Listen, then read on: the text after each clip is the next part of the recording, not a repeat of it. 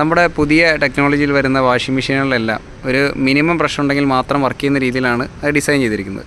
നമ്മുടെ വാഷിംഗ് മെഷീനുകളാകട്ടെ നമ്മുടെ റൂഫ് ടോപ്പിലും അതേപോലെ നമ്മൾ ഡ്രസ് വർക്ക് ചെയ്തതിൻ്റെ അടിയിലൊക്കെ ആയിട്ടായിരിക്കും വെക്കുക.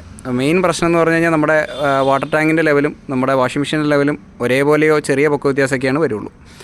അങ്ങനെയുള്ള സ്ഥലത്ത് ഒരു മിനിമം പ്രഷർ കിട്ടാൻ വേണ്ടി നമ്മൾ ഉപയോഗിക്കുന്നതാണ് ഈ പറഞ്ഞ 130 വാട്ട്സിൻ്റെ ക്ലാസിക് ബ്രാൻഡിൽ വരുന്ന ഒരു ബൂസ്റ്റർ പമ്പ്. ഇതിൻ്റെ മെയിൻ പ്രത്യേകത വാട്ടർ ടാങ്ക് ഒരേ ലെവലിലോ ഇനി ഈവൻ വാഷിംഗ് മെഷീൻ്റെ അടിയിൽ ആണ് ഇരിക്കുന്നതെങ്കിൽ പോലും നമുക്കിത് യൂസ് ചെയ്യാൻ പറ്റും. നമ്മുടെ വാഷിംഗ് മെഷീനുകളുടെ എല്ലാ അകത്ത് ഇതേപോലെ ഒരു സോളിനോഡ് വാൽവ് ഉണ്ടാവും. ഈ വാൽവ് ഓപ്പൺ ആയി കഴിയുമ്പോഴാണ് ഇതിലേക്ക് വെള്ളം എത്തുക. അപ്പോൾ നമ്മുടെ പമ്പ് ചെയ്യുന്നത് എന്താണെന്ന് വെച്ച് കഴിഞ്ഞാൽ എപ്പോഴെങ്കിലും ആ സോളിനോഡ് വാൽവ് ഓപ്പൺ ആയി കഴിഞ്ഞ് കഴിഞ്ഞാൽ നമ്മുടെ മോട്ടർ തനിയെ ഓണാവും. നിങ്ങൾ കാണുന്ന പോലെ ഇതേപോലെ തനിയെ ഓണാവും, അത് പമ്പ് ചെയ്ത് തുടങ്ങും.